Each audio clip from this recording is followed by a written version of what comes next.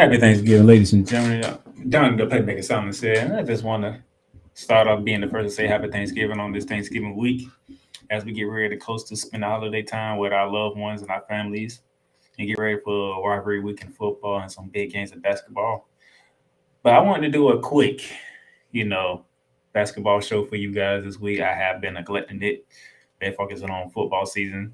But now that I have time, I got a couple of heat checks segments I want to do for y'all, and I got a figuring out to do that involves college basketball. So tune in, watch the show. I hope you enjoy it, and I hope you love it. Here we go.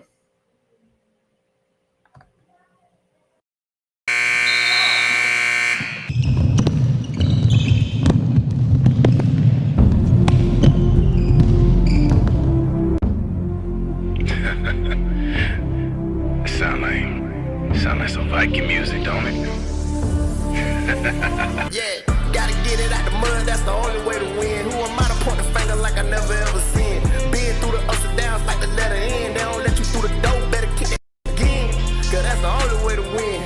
That's the only way to go. Gotta get it out the mud, gotta get it out the flow. Cause that's the only way to go, let's go. Shooting lights out.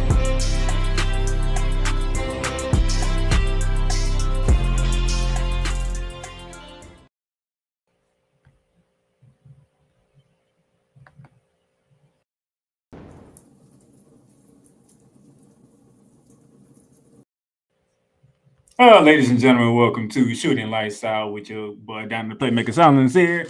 And we got a couple of heat checks to go with, and that's the first thing you see on the screen. We're going to the NBA for a heat check. We're talking about the Sacramento Kings, ladies and gentlemen. The Sacramento Kings are currently fifth in the West right now with a 9-6 record. The number one scoring team in the NBA at 121.4 points per game. They also 26 in opponents' points per game at 117.5. They are 27th in rebounding at 40.3, but they are fourth in assists at 28.3. So you remember when we did our opening show a while back, and I said that my dark horse team, my surprising team to make a run to get into either the play-in or the playoff was the Sacramento Kings out west.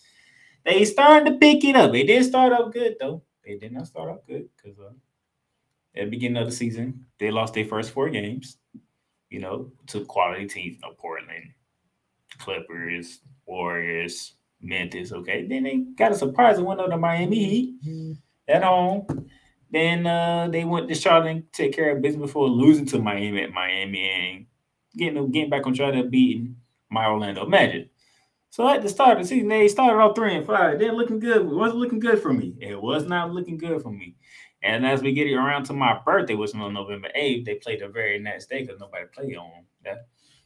But after they played on November, the day before my birthday, Golden State took a loss. They are at 3-6. They are at 3-6 right now. And then from after November 8th, 6 straight in a row, ladies and gentlemen. 6 consecutive games in a row. What can you say? They beat the Cleveland Cavaliers. They went to the Los Angeles Lakers, beat the Lakers. They got back to the Golden State Warriors. They destroyed Brooklyn on national television. That game was on TNT. 153. That's the most points scored in this season. That is the most points scored in the game this season. Was the Sacramento Kings destroying the Brooklyn in its own national television. Okay, on TNT. They followed that up by dropping 130 on the San Antonio Spurs and then dropped 137 on Detroit, winning 6 in a row. The lowest points they scored in this 6-game winning streak was 120. Look at that. 127, 120, 122, 153, 130, and 137. And 137. It's just, this team here is ridiculous, okay? This team is absolutely ridiculous of how they play ball. It doesn't make any sense. This team can put the ball in the bucket with the best of them. I am amazed at how they do it. Looking at the stats, we're trying to look at the stats here, see what they're shooting like as a team. It looks like they shooting around 48%. They shooting 50.2% from the field, 38% from three. They are making shots. When you shooting, but when you going to half on field goals made, that is ridiculous. As a team, like literally as a team, they shooting the ball very well, and they shooting almost 4 out of 10. They hitting almost 4 out of 10 threes a game. It is amazing to see this team play now. And look, we got to get this team on TV more. Because the only time y'all put them on national television was against the Brooklyn Nets and Kevin Durant. They dropped 153. They put on the three barrage. They put on a three barrage like none other. Matter of fact, let me go back to that game. That game was back on the 15th when they just decimated them. I mean, let's look at this. Terrence Davis had 31 points, 12 of 16 shooting. And he came off the bench and did that with 9 rebounds. He hit 7 out of 10 threes. Okay. Kevin Huerter, 19 points, 7 from 10 from the field, 5 and 7 from three-point range. Domantas Sabonis, 17 points, 7 boards, 7 assists, 6 from 6 from the field. Did not take a three. Harrison Barnes, 16 points, 5 from 8 from the field, 2 for 4 from 3. De'Aaron Fox had his worst game of the season with 14 points, 5 for 12 on the field, 1 for 5 shooting. He had 9 assists, but it didn't even matter. That's how lethal these dudes were shooting the ball. Keegan Murray, the rookie from Iowa, 4 points, 0 for 2 from 3, 2 for 6 from the field. Didn't even matter. Malik Monk came off the bench along with Terrence Davis, added 15 points, 6 for 9 from the field, hit 1 or 2 from 3. I mean, this team was on a mission against the Brooklyn Nets, and it showed. And you see, as you see here at the bottom of the screen tonight, they do see Memphis at Memphis tonight. I'm gonna come back to that game because I want to go into what the stars of the Kings look like. De'Aaron Fox, averaging 25.4 points per game with 4.8 rebounds, 6.4 assists. De'Aaron Fox is shooting 55.8% from the field and 38.2% from three. That is their star player of the team. That is their point guard. That is their leader. Okay? And then you go to the big man, Domantas Sabonis. 17.5 points per game with 10.9 rebounds a game and 6 assists per game. Okay? He's giving you a double-double with getting close to averaging a triple-double. And he's shooting 59% from the field and 31.3% from three-point range, but he takes 1 3 a game. Only one. He takes 1 3 a game. He does his damage on the inside, which is what we want from big men. Do your damage on the inside. This is what Sabonis is doing for the Sacramento Kings. You got De'Aaron Fox. You got Malik Monk. You got Kevin Huerter. Okay? You have 3-point shooters around you. So Sabonis, you just man the middle and we good. And that's what he's doing. And that's what I love. Okay? He's manning the middle, and I love it so much that he's manning the middle, and it doesn't take away from this team. Mike Brown's doing a hell of a job right now. And speaking of Kevin Huerter, that big free agent signing or trade that they did this offseason, Kevin Huerter from the Atlanta Hawks, he's giving the Kings 16.6 points per game, shooting 50% from the field and 49.5 from 3. That's why they went and got him from Atlanta. To bring in that 3-point shooter. A sniper at that. And that's exactly what Huerter is. A sniper from long distance. And he's doing his thing, man. I got to admit, he is doing his thing right now. And you have to love to see it. You have to. You just got to love to see it right now. They're on a 6-game winning streak right now, as you previously saw. But the road of getting 7, 8, 9, 10, whatever the streak you want to call it. Boston had a long streak of 9 where they got snapped yesterday. Getting to 7 is going to be tough because tonight they're at Memphis. They're at Memphis tonight. And we don't know if if John Morant, Desmond Bane, and JJ and Jackson's going to play. No, John Morant is out for tonight's game against the Kings, but they will be getting Desmond Bane back and Jaren Jackson Jr. back. coming off the blowout loss to the New Orleans Pelicans the other night. But as you can see, these are the next 12 games for them. Memphis, that's at Memphis.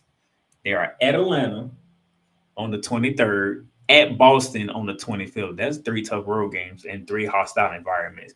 FedEx Forum tonight, State Farm Arena in the ATL, and TD Garden in Boston. Then you come home, and then when you come home on the 28th, you'll be seeing the Phoenix Suns.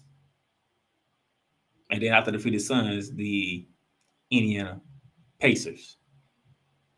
Then you go to the Clippers to begin December. Then you got the Bulls coming home.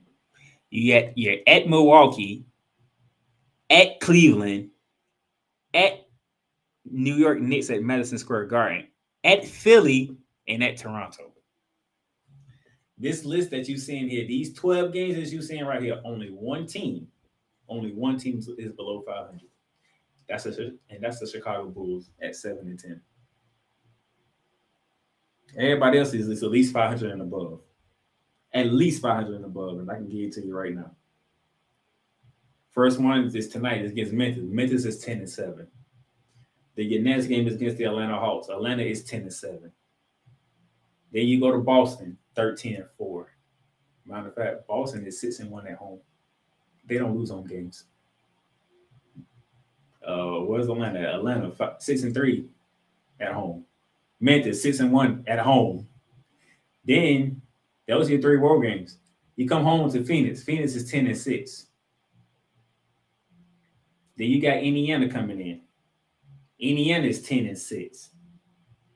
Then you go to the Clippers. Clippers are 11-7. Then you're home to Chicago. Chicago is 7-10. At Milwaukee, 12-4. They are 9-1 at home. Cleveland, 11-6, 7-1 at home. At Madison Square Garden against the Knicks, 9-9. At Philly, 8-8. At Toronto record is 9-8. And they are 6-1 at home. Your road games are against teams who don't lose at home. Which is that's why I say it's good that y'all on this win streak. Y'all got 6, but I don't know if y'all can sustain it in this next 12 games, especially tonight. Memphis, they 6-1 at home. Atlanta 6-3 at home. Boston is 6-1 at home. Milwaukee 9-1 at home. Cleveland is 7-1 at home.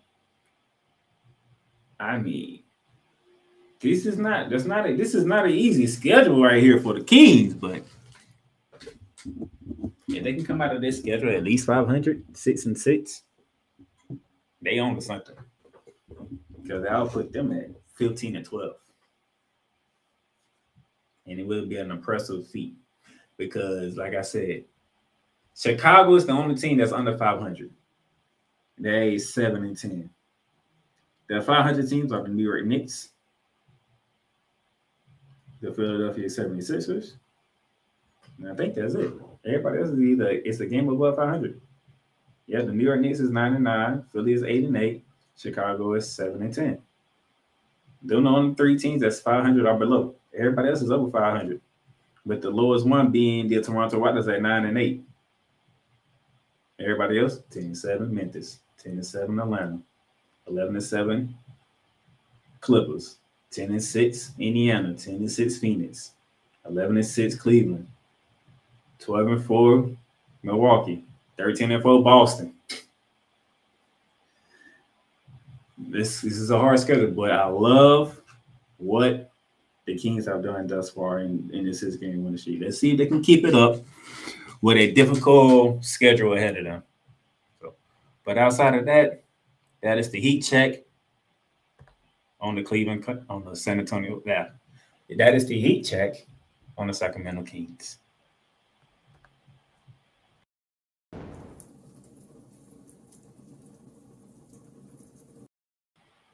Quick break. When we come back, we get into our heat check number 2, college edition.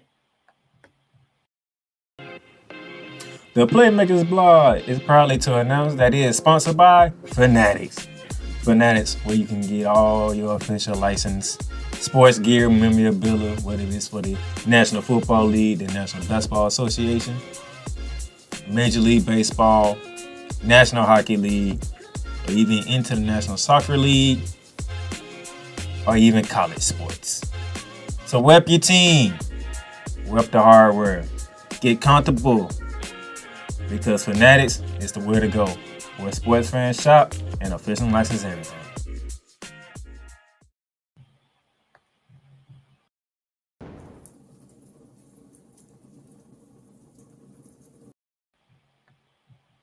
All right, ladies and gentlemen, welcome back to Shooting the Lights Out, the Thanksgiving special. Heat check number 2 takes us to college, and as you see it on your screen, we are talking the Virginia Cavaliers men's basketball team. And before I get started, thoughts and prayers are with the Virginia Cavaliers family. That whole entire campus has 3 football players were shot and killed this past weekend on Sunday. I know it's been rough on them, the football team especially, but also everybody including the basketball team has been rough on them. And that fact it's been rough on them. They have done very well, I must admit. This is why I'm doing a heat check on the Virginia Cavaliers, because what difficulties they had to go through for the past week and what they have accomplished so far, it can't be ignored. Okay, it just can't be ignored. So the Virginia Cavaliers are currently 4-0 in the basketball right now. And with them being 4-0 right now, they have done some things that I like.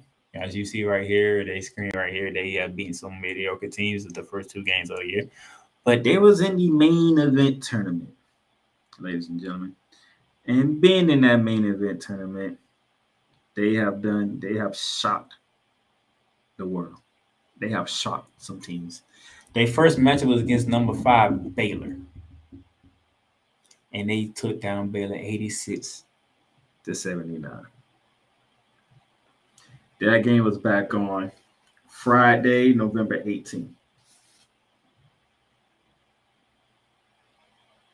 Amari Franklin led the way with 26 points for the Cavaliers.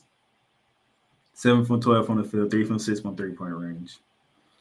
They got 17 for Sheerick. Carton Sheerick, 17 points from the field, 6 for 6 shooting. Vander Plas off the bench with 14 points. Ben Vader Plas, 14 points off the bench, 4 from 5 from the field, 2 from 3-point range.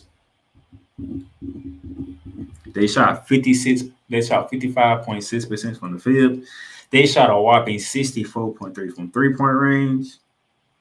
And you can just see that they was on something. That was a night to remember for them. Because when you look at Virginia teams, you don't see them shooting this well. Not like this. Not Virginia teams. They're mostly about defense and whatnot. And they took down a top 5 team in Baylor out in Vegas, Nevada. That was Friday. And then on Sunday, ladies and gentlemen, they played 19th ranked Illinois from the Big Ten. They beat them 70-61. In doing so, you can call it a balanced attack. Because Rice Brickman, 17 points to lead the way. But you got 12 from Clark and Gardner as well. Shooting, they shot worse this time. They shot 41.7% from the field and 29.4% from 3. But Illinois wasn't that better, shooting 40.7% from the field and 34.6% from 3. Which gets to the Virginia Cavaliers to a 4-0 ranking. And in doing so, this past AP poll rankings that came out, the Cavaliers jumped from 16 to 5. They basically took Baylor's spot, jumping 11 spots to number 5. Now, they were supposed to play a game today at home, but it was canceled for obvious reason, as they're still trying to recover from what took place on the Virginia campus, and rightfully so. But these guys are been balling their butts off so far. It's good to see them play the way they've been playing. They are scoring 79.5% per game, shooting 49% from the field, 46.9% from three. They are averaging 7 steals a game, along with 17 assists a game with 34 rebounds a game. They are playing team basketball. That's what you expect from a team like Virginia. This is why Virginia has always been one of those teams from the ACC you always have to look at and know what you're getting into, especially on the Tony Bennett, who's been there for who knows how long. How long Tony Bennett has been the head coach of the Virginia Cavaliers? He's been there for a long time. He has done very well with the Virginia Cavaliers. He's been the Cavaliers coach since 2019. They have won 5 ACC regular titles, 2 ACC tournaments, been to the Final Four in 2019 when they actually won it in 2019. Been a remarkable year when the following year in 2018, that was the first number 1 seed to get upset by a 16 seed. And they came back to vengeance in 2019 to win the whole thing with a grand defensive performance that you have ever seen in the championship game. This year, they have better shooting now. They are doing their thing, and I like what I'm seeing from the Virginia Cavaliers. Now, like I said, they canceled their game that was supposed to be today, but here's what they have next. They open an ACC matchup with Florida State, who has been a disappointment this season at 1-4. Then you have a 4-1 James Madison team, and that is not an easy game. I don't want y'all to see the word James Madison, look at 4-1 and try to figure out, oh, they ain't play nobody. James Madison has been playing some ball, man. I'm not going to sit here and sugarcoat it for you. James Madison been balling, okay? That's a game that you want to keep your eye on, but James Madison ain't slipping around, okay? They lost by 16 to North Carolina, okay? But other than that, they've been whooping everybody else behind. And I did jump the gun a bit because I forgot. They have a date with Maryland Eastern on the 25th.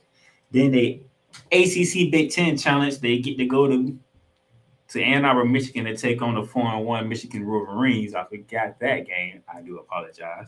That's a game to watch. Hurton Dickinson is back for his senior year. That team likes to score points. 4-1. The only loss has come to the Arizona State Sun Devils in a blowout, by the way. But nevertheless, they wrote the ship. They did beat Pitt. So they already faced the ACC team and got one on them. Next up, it is the Virginia Cavaliers on the 29th, after they play Jackson State on the 23rd, which is tomorrow. That's the game to be looking for when it comes to Michigan and Virginia. Most likely you're looking at 5-0 versus 5-1 going into that game. And once that game is over with, then you'll get to the Florida State game, the James Madison game. And then we talking number 2 versus number 5. Houston, Virginia, December 17th. Circle that game, because if you love defense, this is going to be a defensive battle. Virginia is scoring 79.5 points per game. Houston is scoring 79.2 points per game. But here's the interesting stat. Virginia is giving us 60.8 points per game, but Houston's only giving up 48 points per game. Houston shoots the ball at 48.2%. Virginia shoots it at 49%. Rebound edge goes to Houston at 39.6, while Virginia gets 34. Virginia has won 5. Virginia, of course, is 4-0. Houston is 5-0. Hopefully, let's see if they still be unbeaten when we get to this game.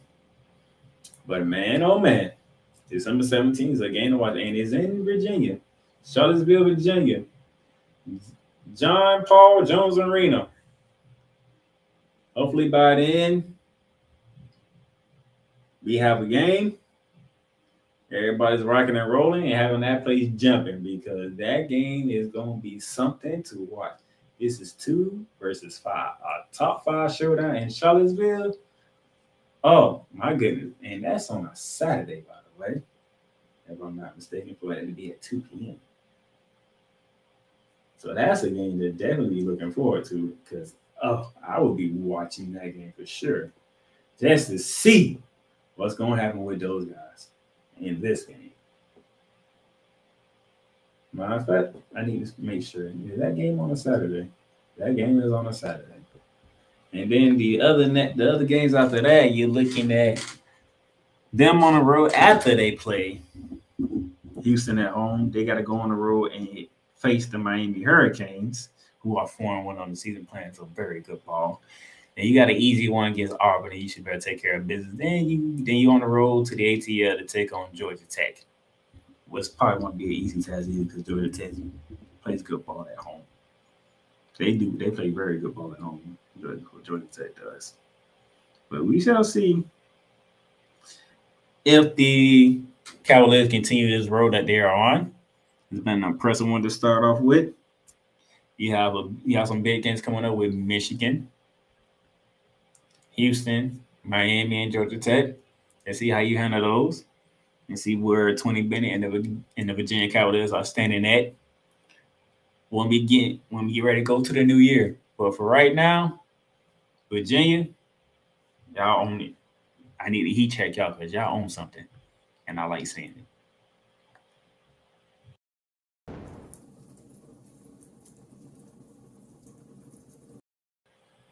All right, another break, and we'll be back for our fragrant file. The Playmakers Bar is proudly to announce that it landed a partnership deal with Paramount Plus. Paramount Plus. Stream live sports from any device that you have, whether it is your computer, laptop, or even your cellular device. Catch breaking news live when it happens, and enjoy a mountain of entertainment, from movies to shows to whatever you love doing. Paramount Plus. Plan starts at $4.99 a month, but right now you can get a free trial. Just hit that link below with the Playmakers blog and start your free trial right now. Paramount Plus, mountains of entertainment. Welcome back to Shooting Lights Out, the Thanksgiving week edition of this one. We got a heat check out the way. And now you're probably asking yourself, why do you see a Kentucky logo and a Louisville logo right by each other? Well, that's because my favorite foul, because I still don't have my graphic yet, but we're working on it. But our favorite foul takes us to the Bluegrass States in men's basketball. I'm putting the favorite foul on Kentucky and Louisville. Kentucky is on the favorite foul because how they perform in 2 games so far. That's been nationally televised. Louisville's a whole different type of disappointment, okay? I'll get to them later. First up, let's start off with the Kentucky Wildcats. The Kentucky Wildcats, 3-2 in the season. They dropped from number 4 in the poll to number 15 in the poll. If you remember when we did our heat check on the Virginia that went up 11, Kentucky went down 11 from 14 to 15. I mean, from 4 to 15. Okay. Now, how do they drop all the way down from being ranked 4 to down to 15? Well, this is what happened. So these 2 games right here, the 2 losses on the Kentucky Wildcats schedule. Remember, they are 3-2. The first loss came to the State Farm Champions Classic back on November 15th.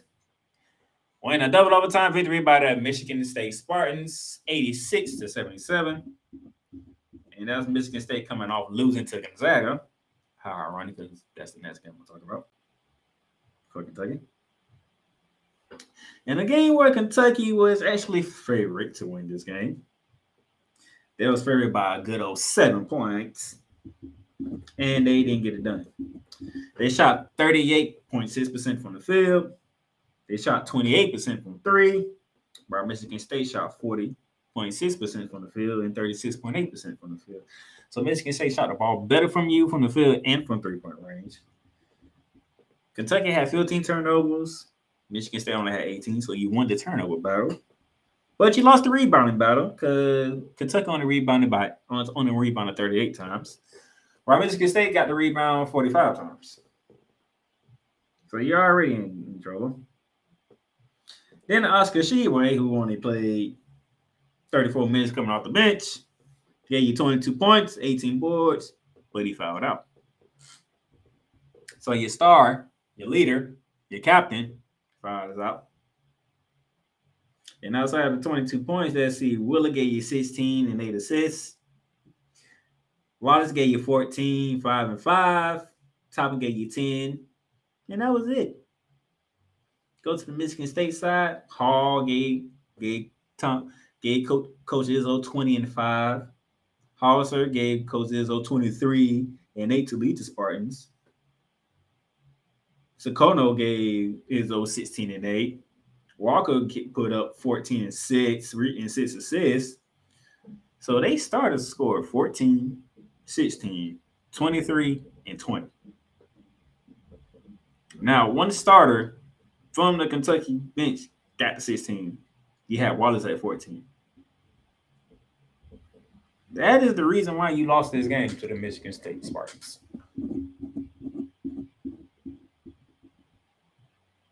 But it's Michigan State, though.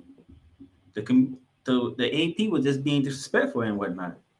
Man, you can say that, and I probably agree with you and whatnot, but still, you probably beat Michigan State. They weren't even ranked in the preseason poll, and they beat y'all. And then we get to this past Sunday, November 19th, ladies and gentlemen. No, November 20th, my bad, November 20th. Skip it there. Spokane, Washington, as the Kentucky Wildcats and John Calipari begin a 6-year gauntlet with the Gonzaga Bulldogs. It was 2 versus 4, even though both teams was going to lose their rankings because Gonzaga got destroyed by Texas earlier. But they came to Spokane, Washington, and took on the Wildcats, and they dominated the Wildcats from start to finish. Okay. The score was 41-25 at halftime. Both teams scored 47, which means whatever the halftime lead was, that's how to find the game. 82-72. 88-72. Gonzaga Bulldogs win by 16. And it wasn't close. Okay. Oscar Tshiebwe got to start this time. 20 points, 15 boards. Toppin, 16 points. Reeves 10 off the bench. That was it. No, Wallace gave you 14, but that's about it. Willer, 7 points. Frederick, 3 points. Your bench only gave you 12 points. That includes the 10 from Reeves. You go to the Gonzaga Bulldogs. Timmy, 22 and 7. Watson, 10 and 10. Strother, 20 and 14. Bolton, 24. Yet again, the starters for the other team outshining the starters from Kentucky. At least this time, Tshiebwe did get you 20, and Toppin gave you 17, Wallace gave you 14. But those were evaporated very quickly because Timmy got 22, Bolton had 24, and Starter got 20. And then go to our game recap. Kentucky shot 39% from the field, 24% from three. Gonzaga shot 56.4% from the field, 36.8% from three. And Gonzaga out-rebounded Kentucky by 10, 39-29. When is the last time you ever heard of John Calipari, Kentucky Wildcat team, getting out-rebounded by 10 by double digits? When is the last time you ever heard of this? This is why Kentucky is on the flagrant foul segment this go around. Because this is not Kentucky basketball. This is not Kentucky basketball. Gonzaga was favored to win by Vegas by 4. They times that by 4 and won by 16. Kentucky, you are on this segment because this is not Kentucky basketball. Okay. Now y'all have plenty of time to turn it around. I know what John Calipari is a great coach. He would turn it around. He was definitely turn it around because it is what he does. It is what he do, and it's Kentucky basketball. But for the main state of the blue state team, the Kentucky Wildcats, you have to be on my favorite foul segment because you're not performing like it. Now you do have a game with UNF coming up tomorrow and Bellamy on the 29th. Hopefully you win both of the games, but even though Bellamy did catch an upset or somebody in the top in a Power 5, but I'm not going to speak on who. But after that, you open up December against a matchup with Michigan in the Basketball Hall of Fame London Showcase. That game is on the 4th. That game is on ABC. Then you get Yale. And then the CBS Sports Classic features 2 Blue Bloods in UCLA and Kentucky, December 17th. So you get Houston and Virginia at 2. And then when that game is done, CBS Sports Classic gives you UCLA and Kentucky. December 17th is looking pretty good right about now. Then after that, you got a date with FAMU. You open up SEC play with a trip to Columbia, Missouri to take on the Missouri Tigers, who are 5-0, surprisingly. And then the Bluegrass rivalry, which I'm going to get back to because I got to talk about that other team before I even think about this game.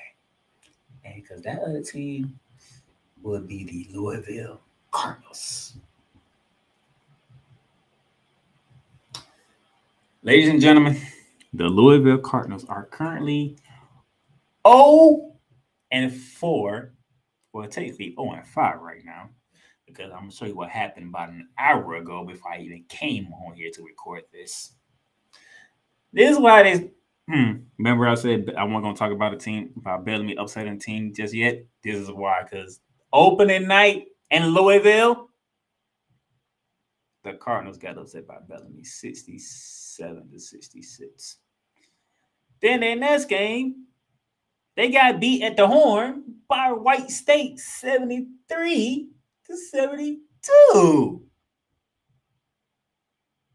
And then they took a third consecutive loss to a mid-major team at Appalachian State when their game-winning buzzer was waved off, 61-60 Mountaineers.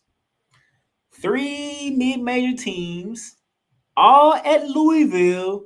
All of them end up in L's for Louisville. Look at that, 0-1, 0-2, and 0-3.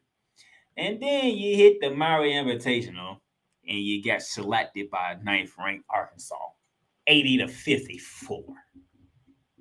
80-54. And then that's just the 0-4 part. I did say they 0-5, right? Because this is what happened an hour ago.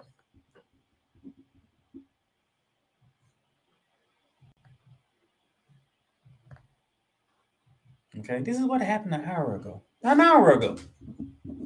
This is what happened at the Maury Invitational.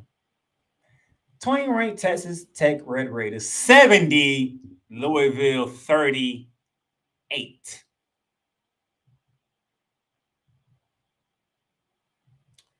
Texas Tech scored the same amount of points in the second half as the entire Louisville team in the entire game. Louisville only scored 13 points in the first half and 25 in the second half.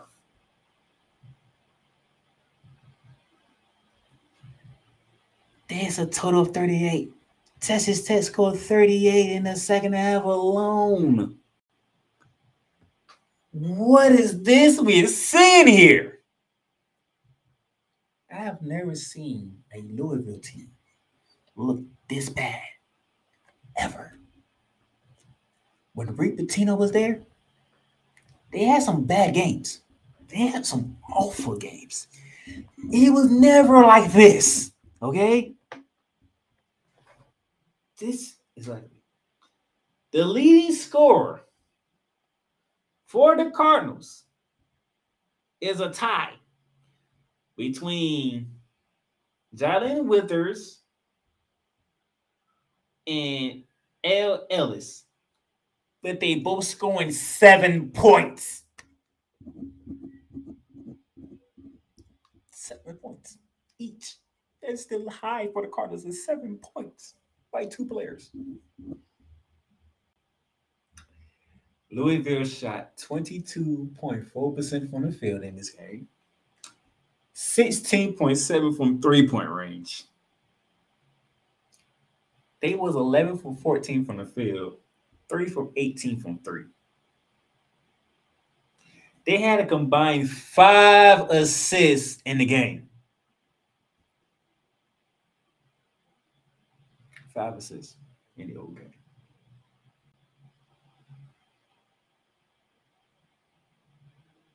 They had more assists than 3 points made. They had more personal fouls than field goals made. They had 23 personal fouls, and they was 11 for 49 from the field.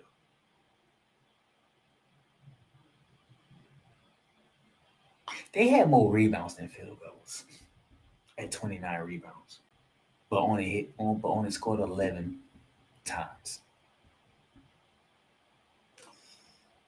What makes the matter even worse, Texas Tech was 43.1% from the field, 26.9% from 3.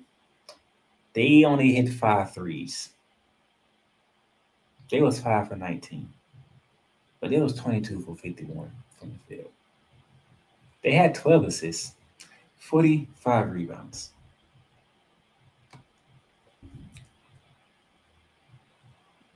The utter embarrassment of a Power 5 team is right in front of us with the Louisville Cardinals. Now, equally enough, there's a team out west I could add to this segment, but I'm not going to add to it right now. But if this team out west keeps going the way that they're going, oh, trust me, I would definitely be adding them to a flagrant foul list because currently that team that I'm looking at, I don't even think they have a win right now, to be honest. I don't even think they won a game. I'm just interested to know. No, they haven't won a game either. They are 0-5 right now. And they have some ridiculous losses on their schedule too. Now I'm just following in my head, what the hell is this? But nevertheless, if this keeps going the way it keep going, by the time the end of November gets here, which is like next week, they might be on this list of flagrant foul because this is ugly. I mean, this is very ugly. I'm already talking about Louisville dropping to 3 mid-major teams. This team dropped 1, 2, 3, 4. Oh yeah, they're gonna be on the second. Oh, they'll make it. But this is about the Bluegrass State because Kentucky performances against Michigan State and Gonzaga was horrendous. Not to compare to the Bluegrass rivalry of Louisville, who are 0-5 right now after this atrocity of a performance. Now, here's their next game. ACC Big Ten Challenge. They are at home again. Now 23rd ranked and 5-0 undefeated Maryland Terrapins are coming in. As you can see, ESPN has it at 76.6% favor of the Terrapins to walk away with this game. I don't even want to know what Vegas thinks, but since I am doing this show, I will divulge to the people and just look at what the spread could be as of right now. Because this is going to be ugly from Jessica. Okay, the spread is not available right now because it's so many days out. But this Louisville team is scoring 63 points a game. They are giving up 70.3 points a game, shooting 42.8% from the field, only averaging 7.8 assists a game, grabbing 33.3 rebounds a game. Your next game is against Maryland. And Maryland ain't no slouch. They drop a whopping 80.2 points per game. They give up 57.8 points a game. They shoot it at 50.2% from the field. This might get ugly even more for Louisville Good gracious. And this game will be on ESPN2 at 7 o'clock on the 29th, which is a Tuesday. Hopefully, I'll be paying attention to the college playoff rankings, getting ready for championship week at that moment in time. So hopefully, I would not be even looking at Maryland putting the beating on Louisville. But when can we get our first win, Louisville? So, because after you play them, you begin the month of December with Miami, who is 4-0, who is 4-1. I don't see that happening. Hey, maybe you go to Tallahassee and you beat Florida State, because they don't look impressive either.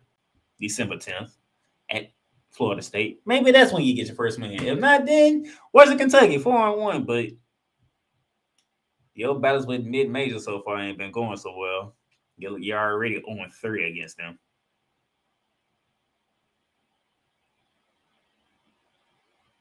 And they 4-1, so all right. After this, FAMU 4-1 and 1-4. FAMU December 17th. Maybe you can get that. Okay, nobody ever think about even watching FAMU play basketball, so you might get that one. If for some odd reason you don't get that one, you got Lipscomb. 3-2. You should be able to win that one. And if you don't win that one, all hell's gonna break loose, because you got to go to NC State next, and then it's the Bluegrass rivalry between you and Kentucky at Rupp Arena, December 31st. In which, if Kentucky ain't favored by 30, Vegas must know something that everybody else ain't knowing. Looking at this, because what this is doing right now is being very ugly to watch. If Kentucky ain't favored by 30, y'all make some progress. But if the way this keeps going, Kentucky might be favored by 50. If this keeps going the way it's going, Louisville, y'all better figure something out, because as of right now, y'all ain't doing it. Y'all look terrible, extremely terrible. So that's it for today's episode of Shooting Lights Out. I appreciate you guys listening in. If you want, you can follow us on all streaming platforms: Apple Podcasts, Google Podcasts, Spotify, Stitcher. You can also follow our brand page on YouTube and check out all the episodes that we do. You can go to our website, theplaymakersblog.com. You can see everything that we do on the website. Thank you for tuning in. Have a happy Thanksgiving. I look forward to do some more basketball talk with y'all later. I am the Playmaker, Darnell Sallins. This has been Shooting Lights Out. You've done great, but you can't stop here. You can't stop now. You gotta keep going. Through all your trials and your tribulations, you gotta keep pushing. Now, finish your canvas. Yeah, gotta get it out the mud, that's the only way to win. Who am I to point the finger like I never ever seen? Been through the ups and downs like the letter N. They don't let you through the door, better kick that again. Cause that's the only way to win. That's the only way to go. Gotta get it out the mud. Gotta get it out the flow. Cause that's the only way to go. Let's go. Thank you for tuning in to today's episode. If you want to follow the podcast, you can follow it on all streaming platforms, including Apple Podcasts, Google Podcasts, Spotify, Stitcher, and a whole lot more. This has been Shooting Lights Out.